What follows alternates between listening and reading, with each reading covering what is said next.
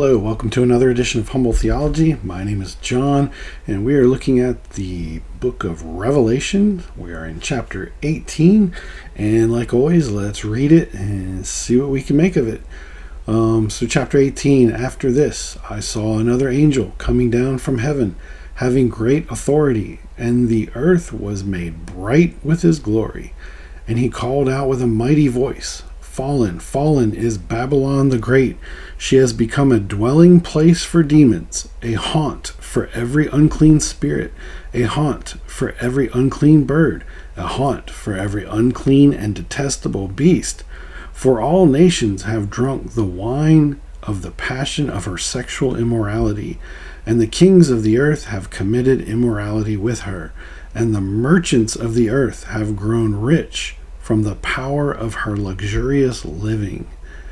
Then I heard a voice from heaven saying, Come out of her, my people, lest you take part in her sins, lest you share in her plagues, for her sins are heaped high as the heaven, and God has remembered her iniquities. Pay her back, as she herself has paid back others, and repay her double for her deeds. Mix a double portion for her in the cup she mixed. As she glorified herself and lived in luxury, so give her a like measure of torment and mourning, since in her heart she says, I sit as a queen, I am no widow, and mourning I shall never see. For this reason her plagues will come in a single day, death and mourning and famine, and she will be burned up with fire, for mighty is the Lord God who has judged her. So in this first section, just gonna break it into sections. Babylon, obviously Babylon's not currently a city on earth. It was a great empire back in the day, obviously destroyed by God already.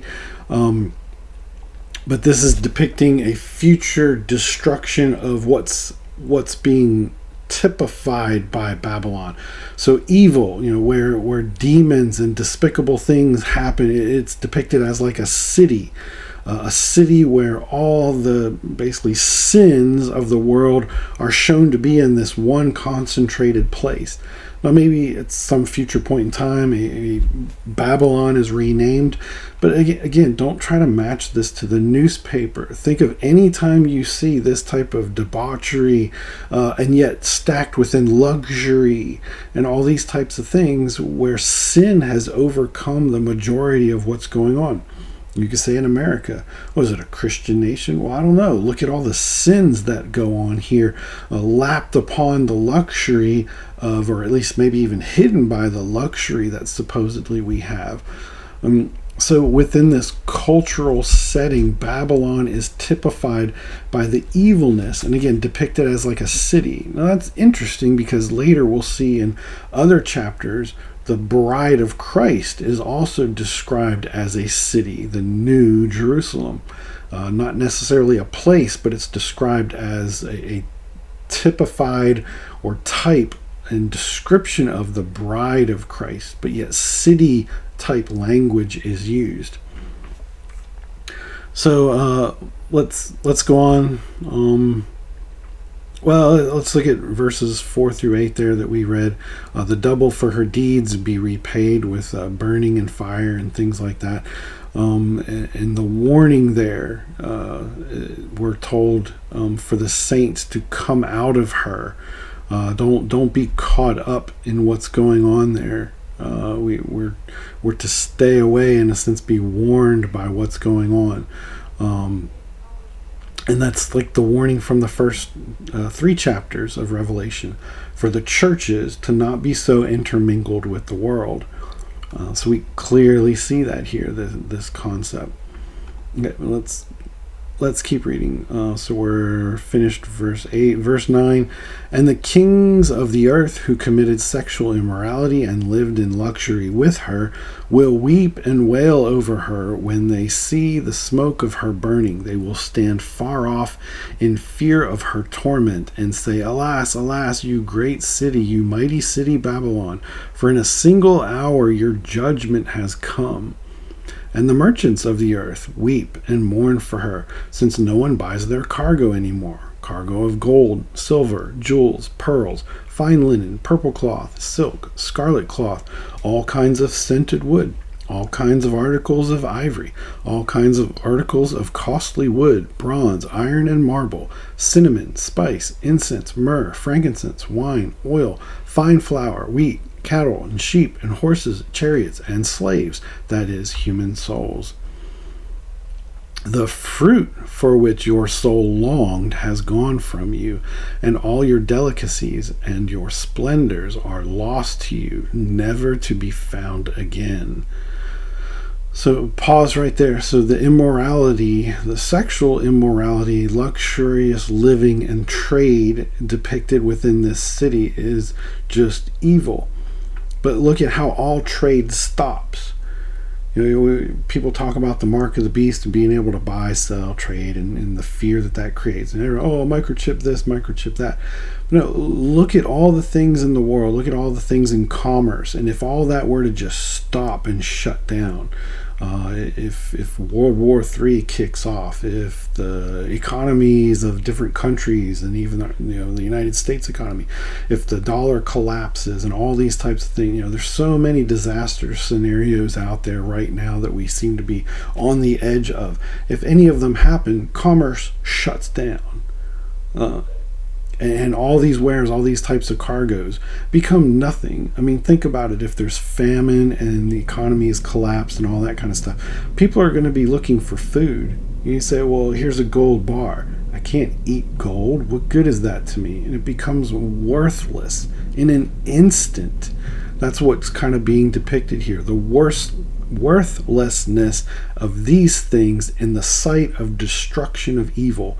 That's part of the warning of Revelations. When you know the end of something, it's going to be judged. It's going to disappear. And this is being depicted as within a single day, God does these things, burns it up, gets rid of it. What happens to all these wonderful, valueless, luxurious things? Nothing. It's not worth a thing. It just becomes piles of junk.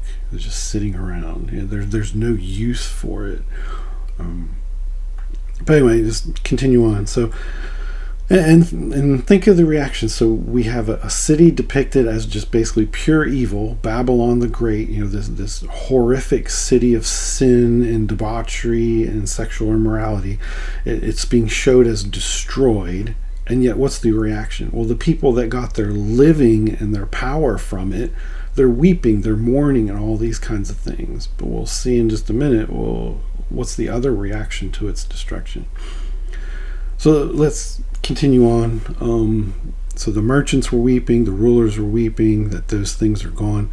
Verse 15, the merchants of these wares who gained wealth from her will stand far off, in fear of her torment, weeping and mourning aloud. Alas, alas, for the great city that was clothed in fine linen, and purple and scarlet, adorned with gold, with jewels, and with pearls.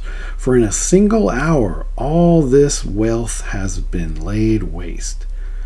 And all the shipmasters and seafaring men, sailors, and those whose trade is on the sea stood afar off, and cried out as they saw the smoke of her burning, what city was like the great city?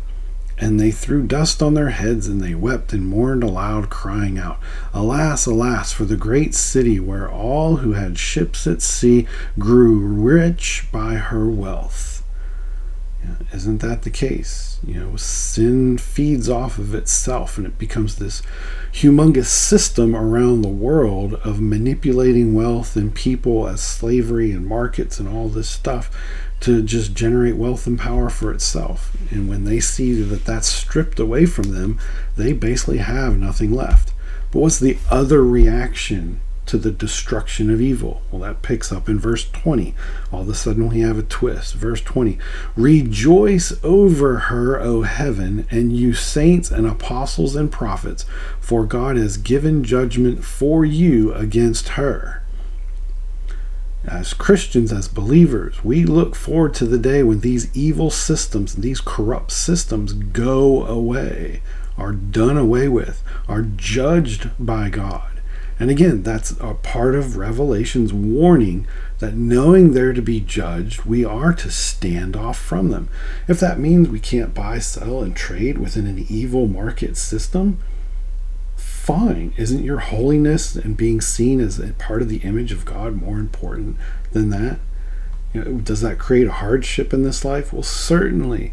But do you stand with God and maybe face a little bit of hardship now, but a glorious eternity ahead? Or do you live in the luxury and wealth of Babylon and then sin, Satan, enjoy those things now, and yet have an eternity of hell waiting for you?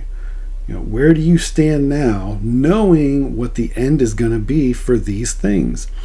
Again, depicted here as like a city. So we get this rejoice aspect. Then in verse 21, we have another picture kind of given to us.